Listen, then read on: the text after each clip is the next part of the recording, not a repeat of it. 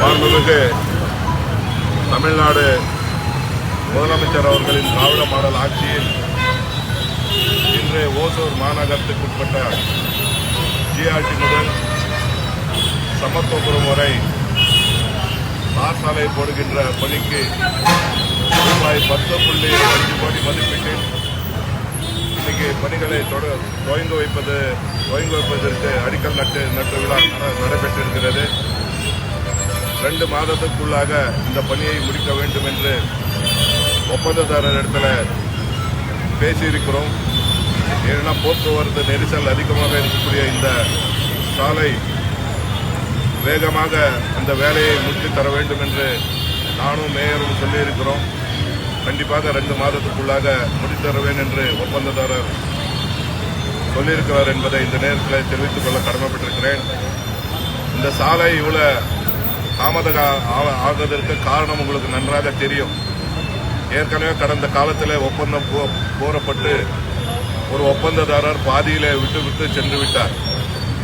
அது நீதிமன்றத்துக்கு சென்று அரசு நீதிமன்றத்துக்கு சென்று அவனிடத்துல அவனுக்கு வழங்கப்பட்ட பணத்தை எல்லாம் திரும்பி பெற்று இப்போ புதிதாக அதுக்கு எஸ்டிமேஷன் போடப்பட்டு இப்போ டெண்டர் விடப்பட்டிருக்கிறது. கண்டிப்பாக இந்த சாலை 2 மாதத்துக்குள்ளாக மக்கள் பயன்பாட்டுக்கு வரும் என்பதை இந்த நேரத்தில் தெரிவித்துக் கொண்டு மாண்புமிகு முதலமைச்சர் அவர்கள் எந்த திட்டமாக இருந்தாலும் எந்த பணியாக இருந்தாலும் ஓசூருக்கு கேட்டதெல்லாம் வாரி வழங்கி வரும் முதலமைச்சர். அப்படிப்பட்ட காலகட்டத்தில் இந்த சாலை தாமதமானதுக்கு பல்வேறு தரப்பிலிருந்து பல்வேறு விமர்சனங்கள் கூட வந்தது. ஆனால் என்ன இதில் உண்மையான நிலவரம் என்பது யாருக்கும் தெரியாது. புலியும் குண்டாக இருக்கிறது என்று பல்வேறு செய்திகள் போட்டார்கள்.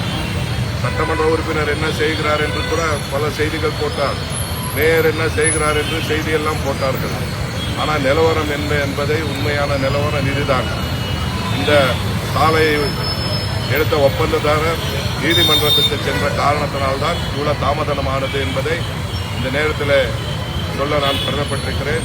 இந்த நீதிமன்றம் மூலமாக வெற்றி பெற்று இப்போது புதிதாக ஒரு ஒப்பந்ததாரருக்கு ஒப்பந்தம் அளிக்கப்பட்டு இந்த சாலை 2 மாதத்துக்குள்ளாக சிறப்பான முறையில் செய்யப்படும் என்பதை இந்த நேரத்தில் தெரிவித்துக் கொள்கிறேன். எத்தனை கிலோமீட்டர் தொலைவு சார்?